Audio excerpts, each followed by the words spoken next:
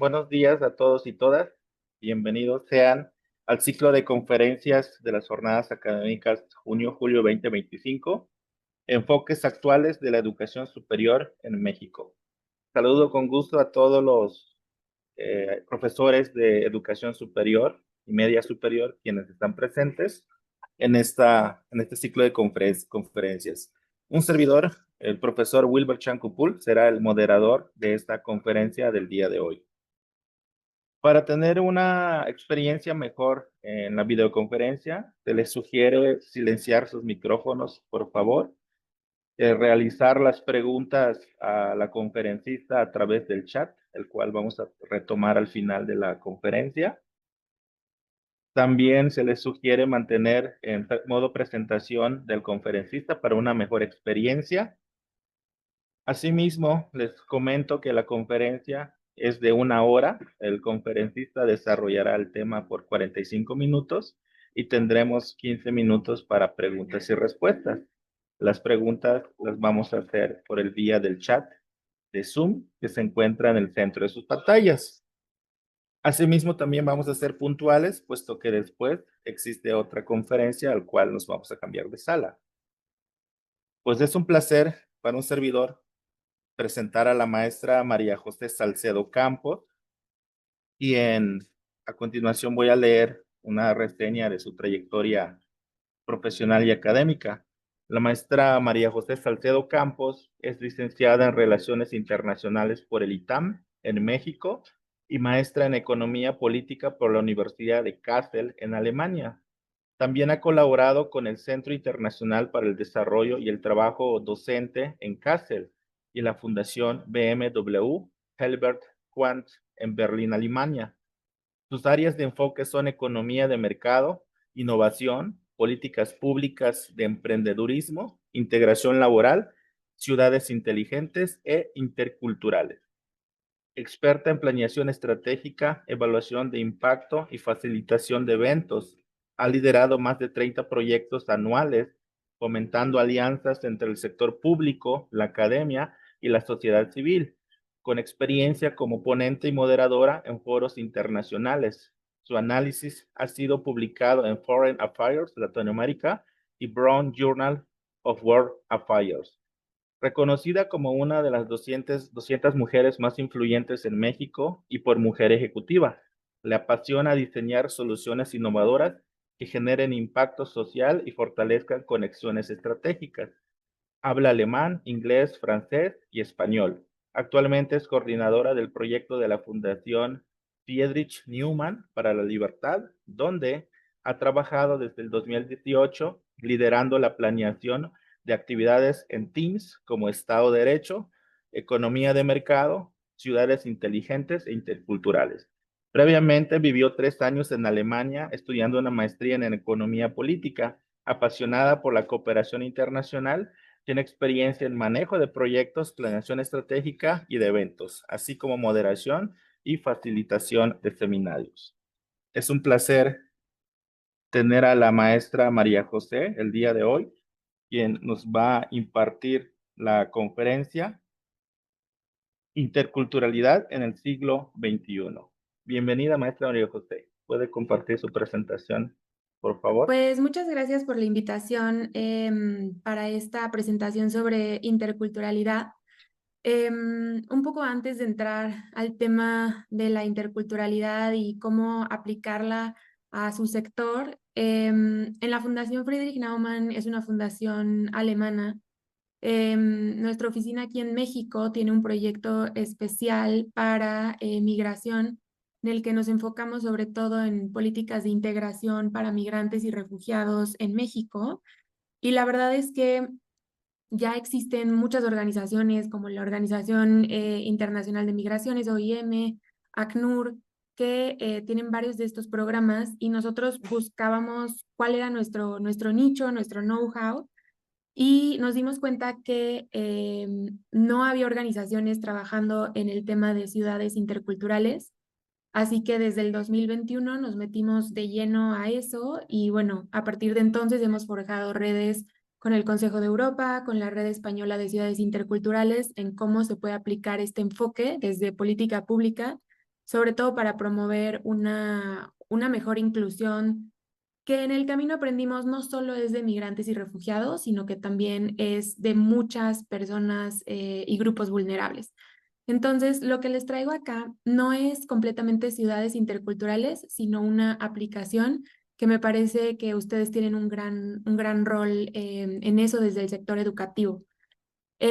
Para eso, pues primero quiero hablar un poco más sobre a qué nos referimos cuando hablamos de interculturalidad. Y muchas veces, tal vez ustedes pueden estar pensando ahora que hablamos de igualdad multicultural y muchas palabras que existen, pero al final existe una gran diferencia entre todas ellas. Y es que en la interculturalidad, en lugar de ignorar la diversidad se usa como una ventaja comparativa y se busca más bien gestionar la diversidad a favor de esa organización, universidad o gobierno local. Entonces, lo que se busca es no negarla, tampoco exagerarla, porque también sabemos que hay muchos que lo usan como una bandera, sino que reconocer ese valor explícito de la diversidad y que la diferencia, vamos a ir viéndolo, es la interacción que existe entre los grupos. O sea, esa mezcla, esa hibridación, se usa luego esa palabra, entre los grupos que son culturalmente diversos. Y esto va a ir un poquito quedando más claro conforme vaya avanzando la presentación y si me da tiempo les voy a pasar el documental porque dura 10 minutos, entonces lo voy a dejar al final. Un poco cuando hablamos sobre el enfoque intercultural, es una estrategia, sí, de lucha contra la discriminación, el racismo y la segregación. Es uno de los quizá ejes principales cuando hablamos de los programas de ciudades interculturales o al querer entender la interculturalidad, porque si se entiende que este es un concepto donde la diversidad se debe de gestionar y que es una ventaja comparativa, entonces no puede haber espacio para la discriminación, el racismo o segregación. Y entender que los enfoques interculturales solo suceden cuando hay participación de todos los sectores en una ciudad, ¿no? Y que obviamente entra su sector, que es el sector educativo, el sector salud, por supuesto, el sector también de seguridad, desde la policía. Tuvimos un viaje de información a Bilbao en el 2023, donde fue increíble visitar a la policía local y que tuvieran programas de formación intercultural, pero también los enfoques deportivos y cómo el deporte es uno de los mejores elementos para generar interacción entre grupos diversos y por supuesto también desde la ley. Entonces, el enfoque intercultural sí se basa en las causas de la desigualdad, de la discriminación, de esa falta de cohesión social y lo que busca es comprender y abordar la diversidad y los grupos minoritarios, como por ejemplo las personas, regresamos, migrantes, refugiados, personas desplazadas, pero también personas de la comunidad LGBT, mujeres, personas que también tienen alguna discapacidad, comunidades indígenas, como regreso, una ventaja comparativa y un activo para el desarrollo de esa ciudad, de esa universidad, de ese sector salud, de nuestros cuerpos de policía o de la misma cultura y enriquecimiento cultural. Muchas veces se comete el error que cuando hablamos de interculturalidad o de grupos vulnerables o de grupos extranjeros, solamente el enfoque se va hacia la cultura, ¿no? Cómo nos puede enriquecer culturalmente, pero no se ve el resto de los beneficios en otras áreas de la misma sociedad. Y lo más importante es que el enfoque intercultural los ve y los identifica como personas autónomas, libres, con igualdad de derechos, y no como muchas veces tendemos a verlos, que por ser grupos vulnerables requieren de mayores atenciones, prestaciones o que carecen de autonomía, porque eso ya pondría a las personas en otro, sí, en otro nivel, pero tampoco como reconocerlos como iguales. Entonces, hay tres principios que diferencian a la interculturalidad de la multiculturalidad o de la asimilación o cuando solo hablamos de la igualdad. Entonces, para la interculturalidad, sí, la igualdad es uno de de las piedras angulares y se entiende como ese compromiso por los derechos humanos, por la igualdad de derechos para todas las personas ante la ley, ¿no? Y todo eso tiene que ver con la promoción de políticas contra la discriminación y la exclusión. ¿Cuál es el problema de la igualdad, a diferencia de la interculturalidad? Es que si ustedes, por ejemplo, dentro de la universidad solo reconocieran la igualdad, se quedarían en un primer nivel que se conoce como asimilacionismo, que es cuando hablamos de grupos vulnerables, regresemos a todos estos grupos que ya les enumeré, es como si solo existieran en esa esfera y reconocemos, sí, que tienen los mismos derechos que todas las demás personas. Pero al final, el segundo principio de la interculturalidad, que es el reconocimiento de la diversidad, sería reconocer las diferencias, destacamos las similitudes que tenemos y se combina esta parte de somos una sociedad, un grupo plural, con el concepto de inclusión. Sin embargo, como pueden ver, si solamente se queda en la igualdad y en el reconocimiento de la diversidad, todavía no hay interacción. Es como si fuera el primer paso de aceptar que debemos de ser más inclusivos, más diversos, que esto está en nuestra misión, en nuestra visión a futuro y quienes queremos ser, pero todavía no pasa a la acción ni a la interacción de esos grupos. Y la interculturalidad, que justo el tercer principio es el más importante y el que lo diferencia de cualquier otro enfoque, es la interacción y la interacción positiva. Es súper importante la palabra positiva, porque la interacción positiva lo que busca es si reconocemos y gestionamos y vivimos la diversidad desde lo cotidiano en todas las esferas sociales, pero activamente promovemos los espacios de interacción para el diálogo y el conocimiento mutuo entre esos grupos, como son las escuelas, las universidades, las bibliotecas, los parques, los espacios urbanos. Pero ¿qué quiere decir? Que estos espacios pueden estar ahí, ¿no? Y tal vez los gobiernos locales son los responsables de que existan algunos de estos espacios o el sector privado de crear ciertas universidades, los institutos de planeación urbana, de que los parques, de que las ciclovías, de que haya unos espacios donde se pueda dar esta interacción. Pero, por ejemplo, dentro de las mismas bibliotecas, las escuelas, los hospitales, la policía, sino dentro de esos mismos cuerpos organizativos, directivos, no existe una visión o determinación para que exista interacción positiva en esos espacios, entonces no podemos hablar de interculturalidad, porque la interculturalidad lo que busca es que haya esa interacción, ese diálogo entre los grupos. No solo que, bueno, ahí están los espacios y a ver cómo interactúan, sino qué mecanismos podemos generar para que se dé el diálogo. Y al final, pues es entender que no va a ser una interacción libre de conflictos, porque claramente los va a haber. Y como lo aprendimos en una escala barrial, tanto en Barcelona como Bilbao, es que se debe de contar con personas que son específicas, expertas para la mediación de conflictos y todo lo que tiene que ver con mecanismos de mediación.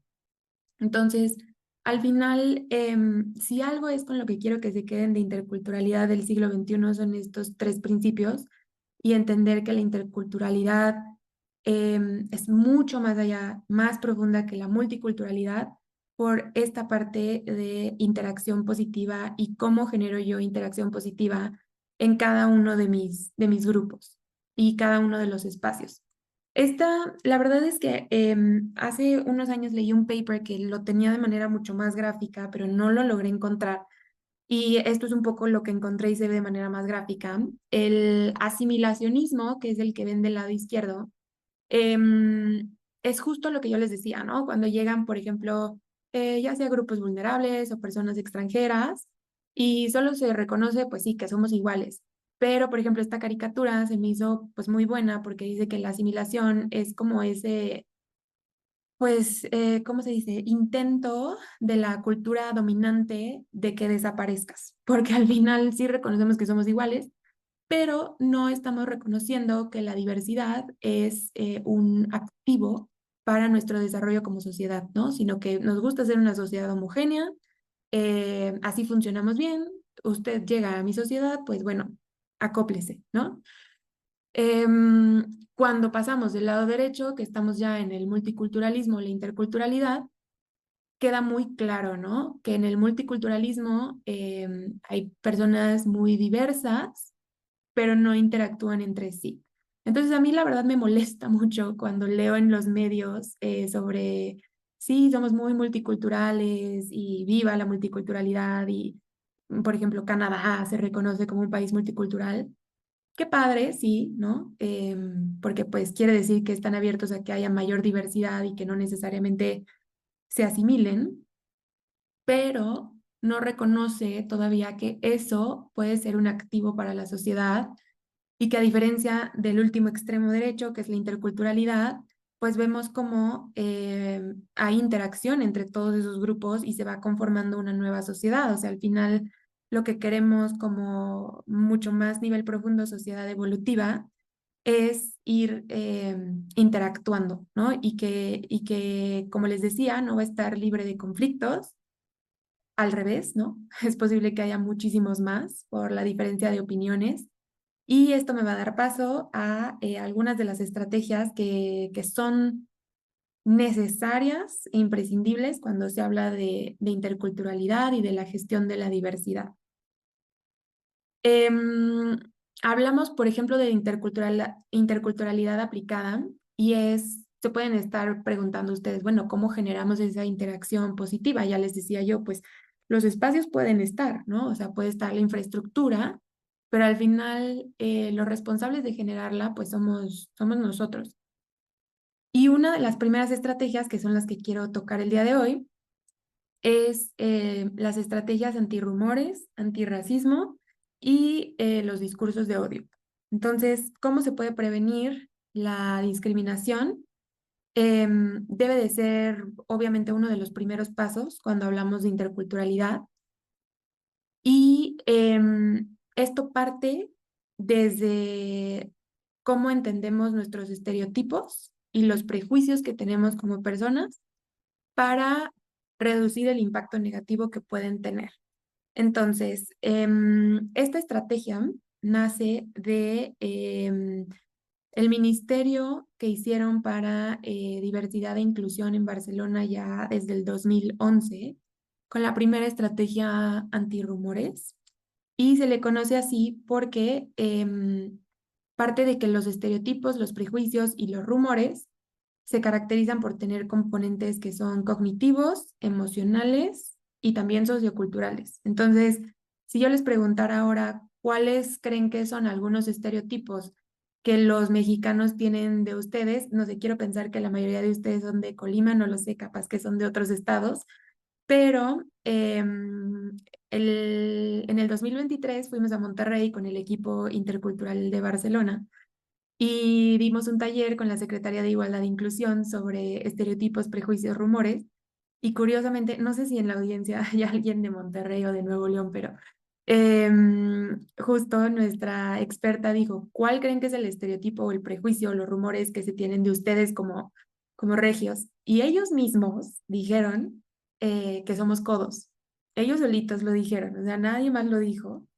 Y a lo que voy es que eso, ¿no? Se caracterizan por esos componentes socioculturales o emocionales o cognitivos que nosotros mismos ponemos o que los otros ponen sobre ellos. Entonces, aquí quiero entrar en la diferencia que es súper importante porque en el caso de los estereotipos que vienen desde este componente más cognitivo, ahí tengo un error, pero es la creencia sobre un grupo que puede ser positiva o negativa, ¿no? O sea, por ejemplo, podemos decir, ay, los alemanes son unas máquinas, trabajan increíble, todo lo hacen súper eficiente, y tal vez esos son estereotipos positivos que tenemos de los alemanes, ¿no? O también puede haber estereotipos negativos. O sea, el problema es cuando pasamos a los prejuicios, que ya tienen un componente más afectivo y que generalmente es mucho más negativo. Y más allá de ser negativo, es que lleva una acción.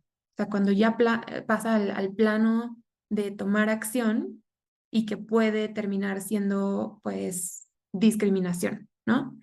Entonces, en el plano de la interculturalidad, esto es súper importante porque si hablamos de interacción positiva y partimos de que va a haber conflicto a partir de los prejuicios que tenemos, cómo en un ambiente educativo, que es el de ustedes, se puede trabajar sobre ello, ¿no?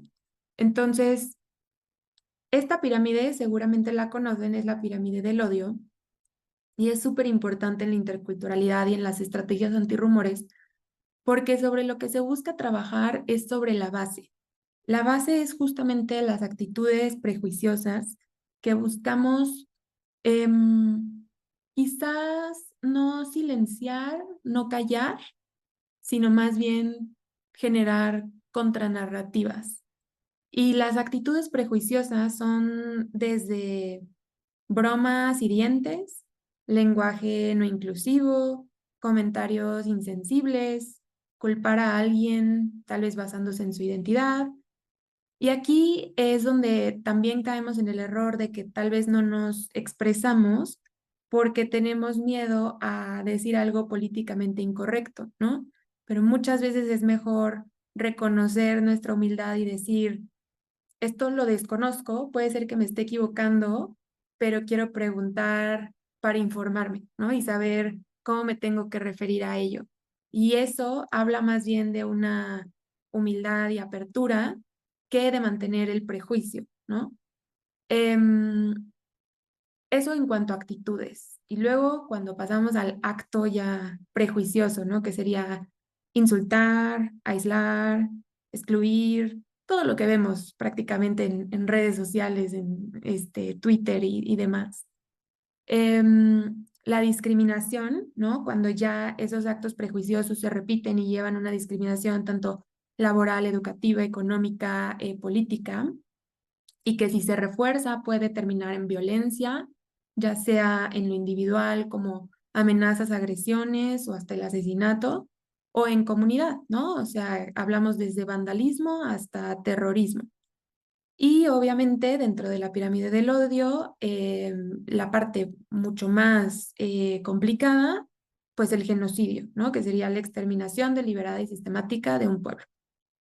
Esta pirámide en la estrategia antirrumores justamente les decía lo que buscamos no como tal atacar, sino hacer contranarrativas y por qué un enfoque intercultural es justamente para actuar en la parte de actitudes prejuiciosas y no pasar a los actos prejuiciosos, ¿no? Sino que la interculturalidad sea ese mecanismo de sociedades más plurales, con mayor tolerancia, diversidad y heterogeneidad. Y entonces aquí, un poco para entender de dónde vienen más los estereotipos y prejuicios, pues ya entramos desde la base evolutiva, la categorización social que hacemos como sociedad, como cultura, desde sí nuestro estatus social o las desigualdades sistémicas que pueden existir con ciertos grupos, también desde nuestra personalidad con quienes nos relacionamos a nivel de amistades, del sector laboral, de nuestra familia, lo que yo les decía de homogeneidad, de muchas veces el miedo o las amenazas que sentimos a grupos diversos o a que cambie el estatus que existe actualmente como sociedad, y el favoritismo hacia mi propio grupo, ¿no? Que no quiero que cambie.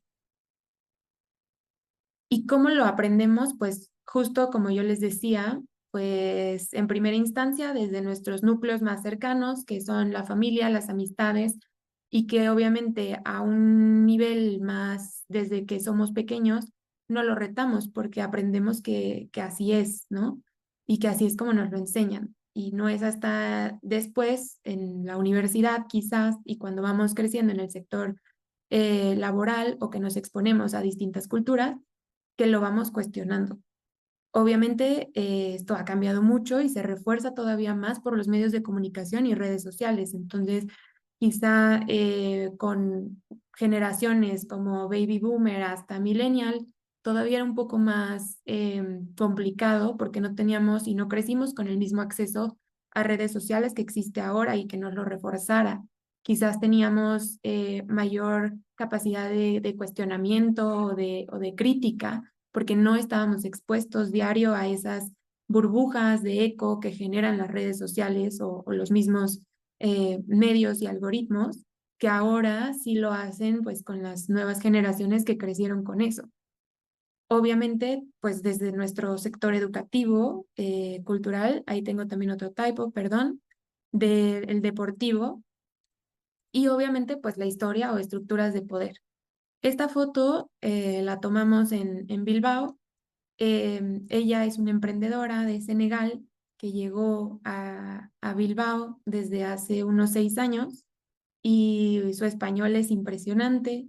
Está aprendiendo vasco porque obviamente en esa parte de España pues hablan también vasco y estábamos teniendo una plática con ella para entender cómo había sido su camino, su integración y sobre todo pues su camino emprendedor, ¿no?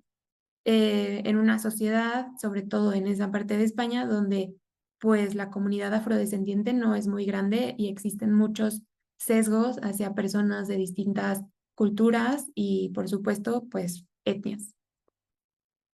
Y bueno, la fuerza de los rumores, que obviamente cobran todavía mucho mayor fortaleza si confirman nuestros prejuicios, que ya traíamos y no los cuestionamos, si además son compatibles con nuestros intereses, si satisfacen nuestras necesidades emocionales, ¿no? Como esta parte de gestión del miedo, lo que yo les decía, de sentir que están amenazando a mi grupo o de sentir ansiedad o que me siento incómodo.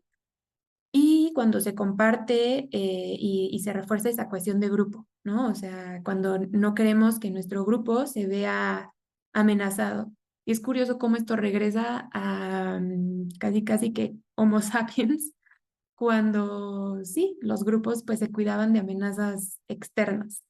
Pero al final son todos estos los que refuerzan esos rumores y las estrategias antirrumores lo que buscan es, bueno, cómo podemos reducir los prejuicios y rumores. Y les pongo esta imagen porque al final la solución no es silenciarlos, no es callarlos y no es negarlos, sino cómo se puede hablar sobre ellos en prácticas de interculturalidad con interacción positiva, sin que las personas tengan miedo a ser canceladas o ser políticamente incorrectas, ¿no? Y por eso son muy importantes los marcos normativos o los códigos de conducta que existen al interior de las organizaciones, de las universidades, el conocimiento y obvio el reconocimiento del pensamiento crítico y lo que ya les decía, la sensibilización de narrativas alternas contra narrativas y estrategias de comunicación al interior de las organizaciones, ¿no? Esto es justo lo que les platicaba que hicimos con la Secretaría de Igualdad e Inclusión en Nuevo León, en un taller de nuevas estrategias de comunicación. Entonces, esas estrategias se basan en 3 principios principales, que uno es, queremos prevenir la discriminación, aprovechar la diversidad y mejorar la convivencia como objetivos principales. Acá les puse un ejemplo que me encanta, que es de Barcelona y toman como imagen el metro de Barcelona. Entonces, como pueden ver, ellos ponen la ruta del rumor y ponen distintas estaciones y al inicio están, por ejemplo, partimos del desconocimiento, de estos estereotipos, de los rumores, que tienen esa potencialidad de llevarnos al racismo, ¿no? Entonces, como ya lo ven, estamos en la primera parada donde dice, está en catalán, pero dice estereotipos, generalizaciones e informaciones no contrastadas. Y en segunda parada tenemos que esos estereotipos, como ya les adelantaba, nos llevan a los prejuicios que pues tienen que ver con desconfianza o posible hostilidad. Y si se siguen, pues llega la siguiente parada de discriminación, que podría ser odio, vulneración de derechos, racismo y xenofobia, y continúa, ¿no? Hacia lo rojo que dice deterioramiento de la convivencia. Justo lo que viene abajo es límites de la propuesta inicial.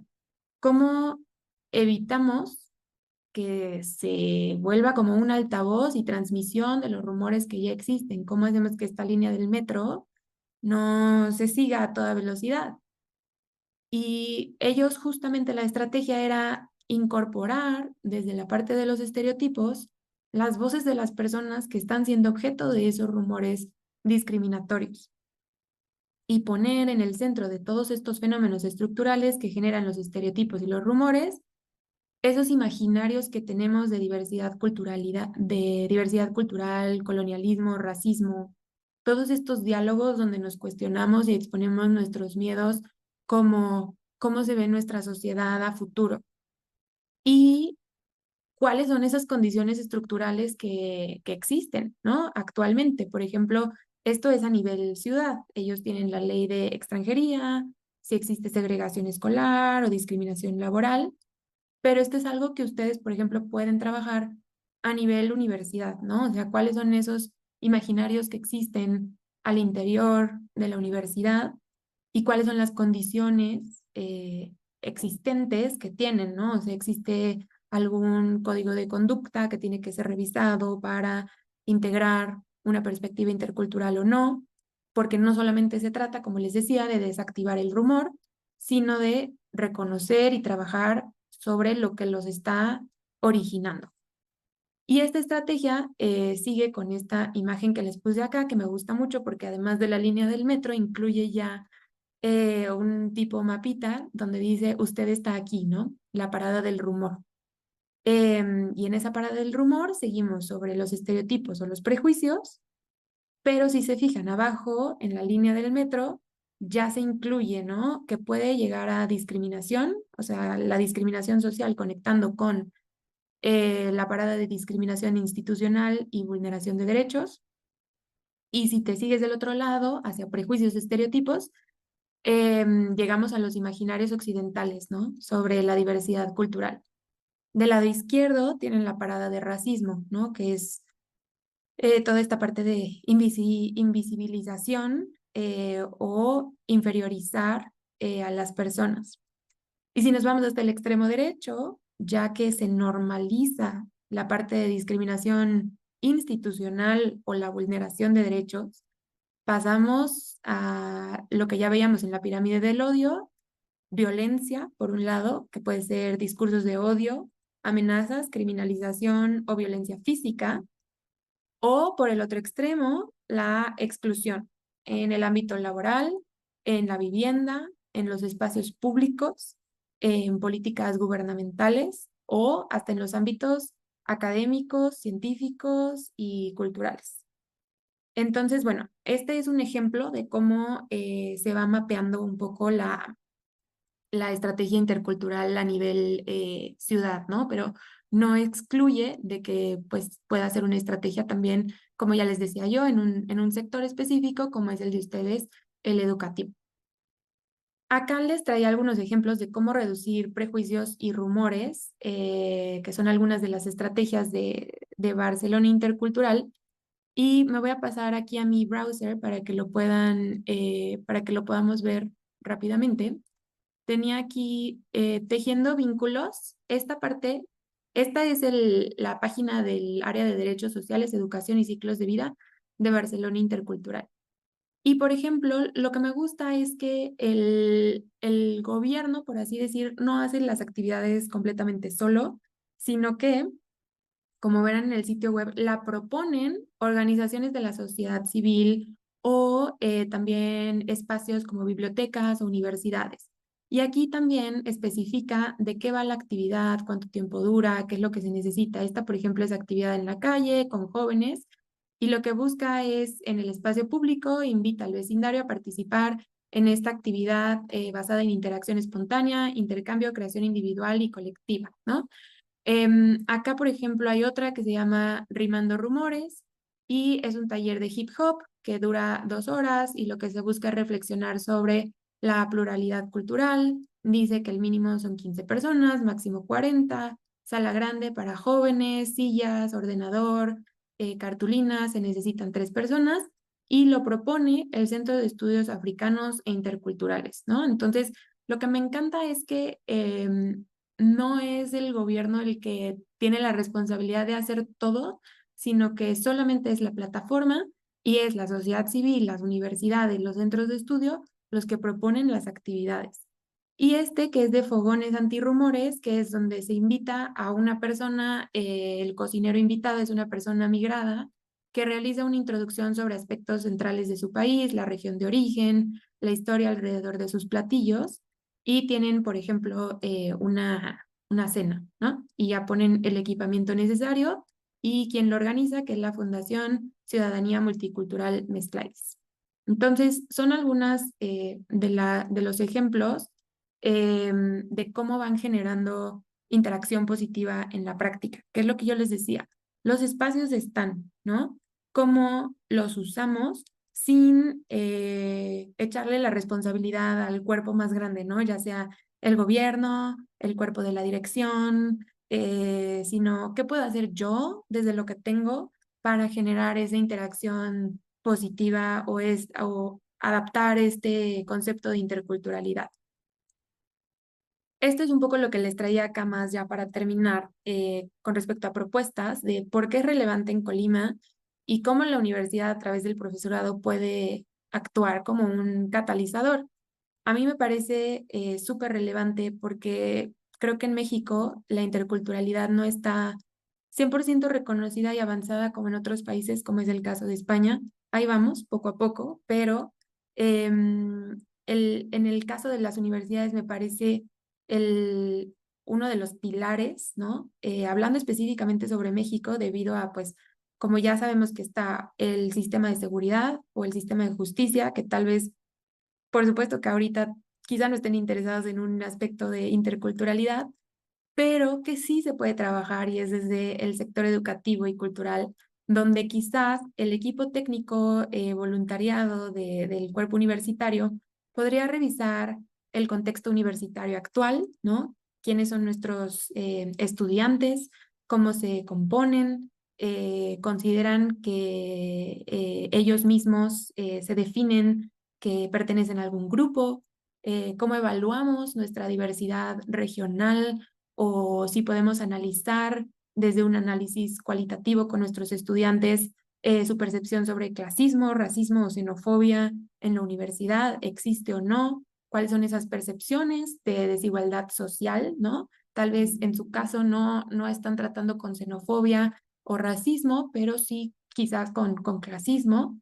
¿Y cuál es la presencia de estudiantes con identidades invisibilizadas? Quizás hay grupos indígenas, afromexicanos, comunidad LGBT, migrantes, y reflexionar si las aulas son más diversas de lo que quizás aparentan, ¿no? Entonces, algunos pasos a seguir quizá podrían ser incluir una perspectiva intercultural desde el marco normativo o los códigos de conducta de la misma universidad, o desde las mismas clases, ¿no? O sea, a través de las actividades que ustedes proponen como docentes que puedan generar interacción positiva en los assignments o tareas que dan a los estudiantes, cómo se agrega una perspectiva intercultural en el diseño de las aulas, en los espacios comunitarios o en los eventos que hace la universidad, ¿no? O sea, no sé si hacen carreras, qué sé yo, fogones, ¿no? Como el caso que les puse aquí de Barcelona, siempre con la interacción positiva en mente. Y pensar en actividades que puedan ofrecerse como parte del catálogo universitario que generan esa interacción positiva y los espacios interculturales vivos, o sea, vivos y atemporales, porque la interculturalidad es un compromiso constante, ¿no? Y es más bien una forma de vida, de reconocer la diversidad, la tolerancia y de cacharse uno mismo todos los días los prejuicios y los estereotipos que está teniendo con todas las personas que interactúa. Entonces, es una tarea diaria de como personas individuales y pues por supuesto como docentes con la responsabilidad que se tiene de pues de pasar esos conocimientos a un grupo que está en su mayor etapa de pensamiento crítico. Así que pues como reflexión, quizá les dejaría cuáles son mis propios sesgos y prejuicios, ¿no? Como docente, como persona, estoy transmitiéndolos o no a mis grupos y más bien cómo puedo generar contranarrativas ante ello y cómo puedo generar interacción positiva en las aulas o en la universidad como tal. No me va a dar tiempo de pasarles el documental. Acá está mi contacto, dejé el personal, pero también pues ya tienen mi correo de la fundación, donde pues tenemos este proyecto de ciudades interculturales. El documental les puedo pasar de una vez el link. Voy a dejar de presentar para pasarles el link en el chat. Em, Habla sobre las ciudades interculturales, que es un programa del Consejo de Europa en el que la Ciudad de México está reconocida como ciudad intercultural.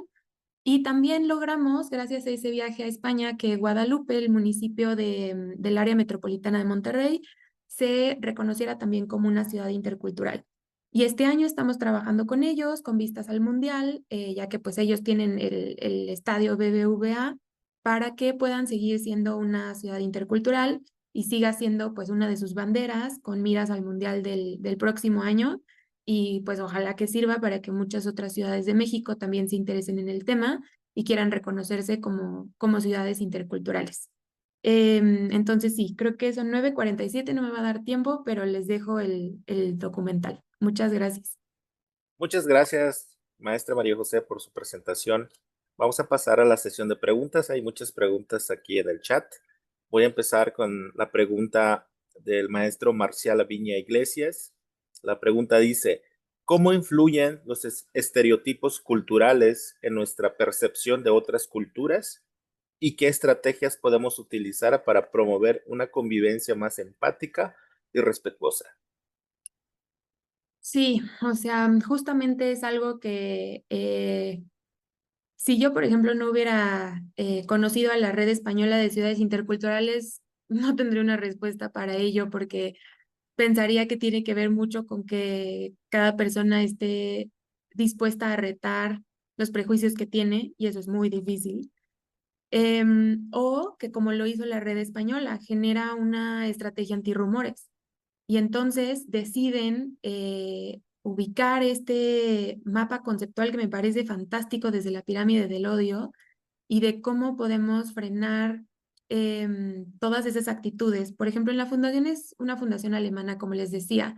La cultura alemana, como seguramente ustedes saben, en el 2015 estaba súper abierta y bienvenida a la migración y a todos los refugiados que venían principalmente de la guerra en Siria y también que llegaron de Afganistán.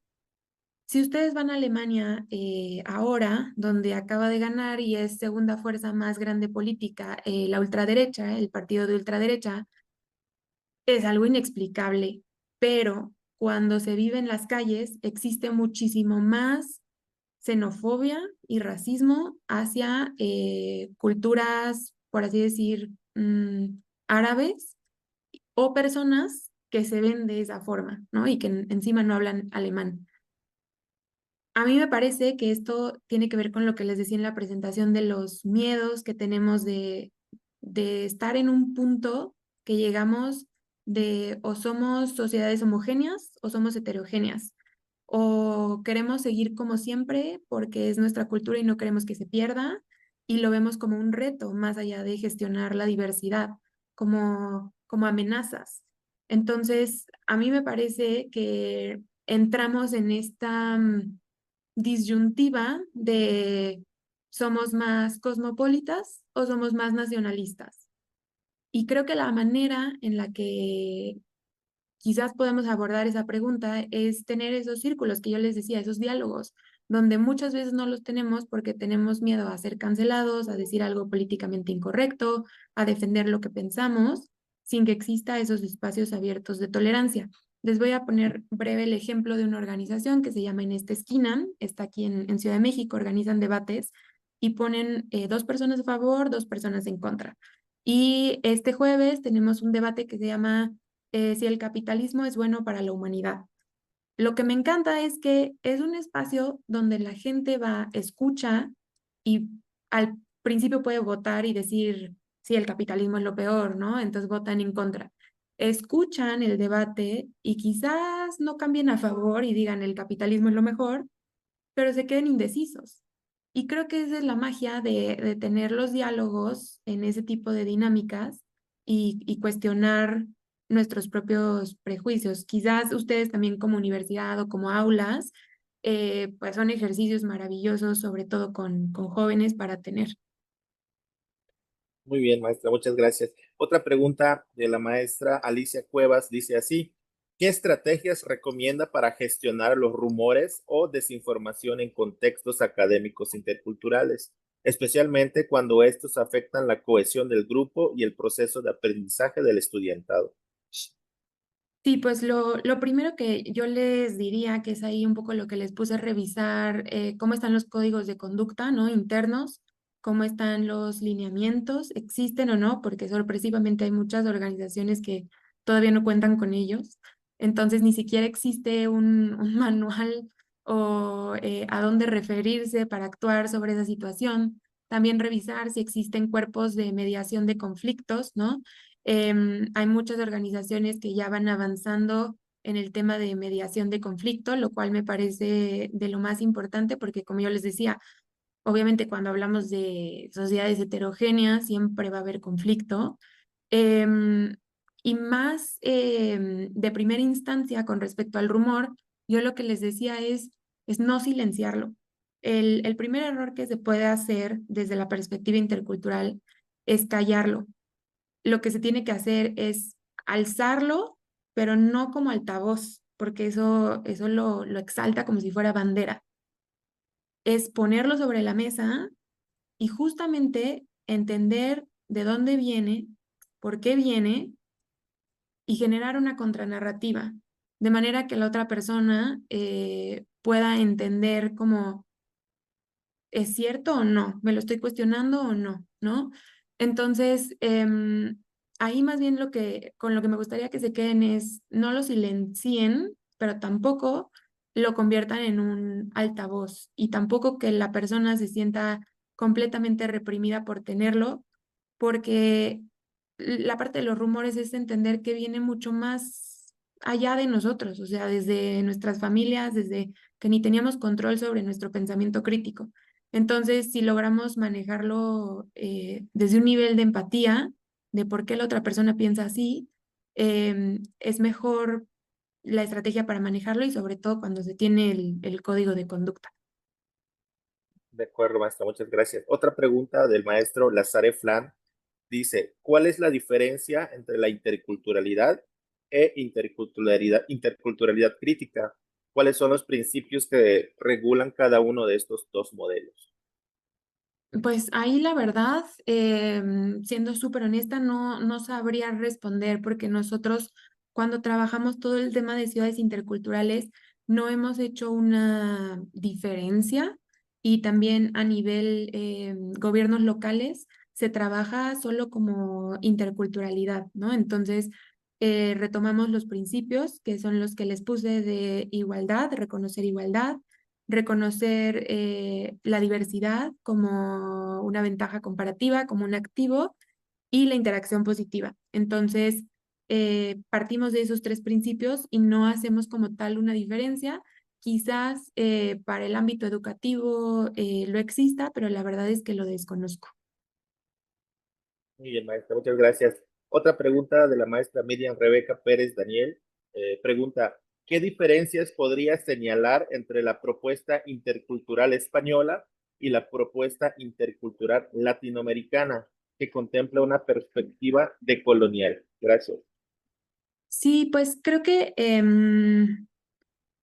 una de las diferencias, al menos en España, es que se enfocaron sobre todo en cómo pues en que las personas ya llegaron, ¿no? Ellos estaban sí enfocados en personas migrantes y extranjeras, sobre todo de Senegal, que llegaron y se quedaron y que a diferencia de nuestros países no están buscando irse a Estados Unidos, Canadá o qué sé yo.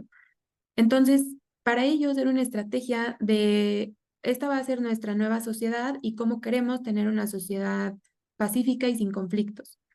Creo que para el caso de México tenemos, bueno, decía latinoamericano, pero yo me voy más al caso de México, que es el que más conozco. Lo que he visto más en la práctica, sobre todo con secretarías de igualdad e inclusión, es que sí existen grupos migrantes y refugiados, sin embargo, la aplicación más grande de interculturalidad sería referente al clasismo. Y me parece excelente porque, como justo lo vimos en el caso de Nuevo León, la estrategia antirrumores tiene muchísimo que aportar también cuando hablamos de clasismo y de esas pues desigualdades sistémicas que hemos tenido por más de décadas, años, y que nos ayuden a cuestionarlo como sociedad. Y ahí lo que tiene que ver mucho es lo que yo les decía, la parte de los sectores. Uno que me gusta muchísimo, más allá del educativo, es el de espacios urbanos y en los institutos de planeación urbana, porque ellos son los que generan los espacios públicos, o sea, los parques, la mejora de, pues, no sé, zonas donde están los kioscos, donde la gente pasea a sus perros, sales a caminar en la tarde, y son zonas donde todo el mundo puede ir, ¿no? Y donde todo el mundo puede interactuar, y por eso es muy importante la parte de cómo interactúa planeación urbana con interculturalidad, pero creo que la principal diferencia ahora, o sea, genuinamente sería pues que acá tiene mayor potencial hacia el clasismo y allá todavía está más hacia inclusión de personas en contextos de movilidad. Muy bien, maestra, muchas gracias por sus respuestas. También recibo muchas felicitaciones de profesores y profesores que dicen que el tema que usted imparte es un tema retador para nuestra universidad y que también para nuestros estudiantes. Entonces, por cuestiones de tiempo, las demás preguntas se les hará llegar lo pueden hacer profesoras y profesores a DIGETPA, entonces para hacérselo llegar a la maestra María José, a quien agradecemos su charla. Por parte de la maestra Patti, vamos a enviar una constancia por su participación en las jornadas académicas. Maestra María José, la constancia dice: la Universidad de Colima otorga la presente constancia a la maestra María José Salcedo Campos por dictar la conferencia magistral La interculturalidad en el siglo XXI como parte de las jornadas académicas. Las jornadas académicas, enfoques actuales de la educación superior en México. Firma la doctora en arquitectura Marta Eugenia Chávez González, directora general del desarrollo del personal académico de la Universidad de Colima. Muchas Muchísimas gracias. gracias. Y gracias por los comentarios y pues solamente como mensaje quizá que sepan que pues son los mejores actores en la práctica de interculturalidad, así que espero los motive en su labor diaria y muchísimas gracias. Muchísimas gracias, doctora María José, por su participación y también hacemos una cordial invitación a todos los profesores y profesoras para que nos acompañen a continuación a las 10 de la mañana con la siguiente charla magistral titulada Interculturalidad y Educación, impartido por el doctor Francisco Carranza Romero, modera la maestra Aida Ruiz Martínez. Muchas gracias por estar el día de hoy, que tengan un excelente día. Gracias.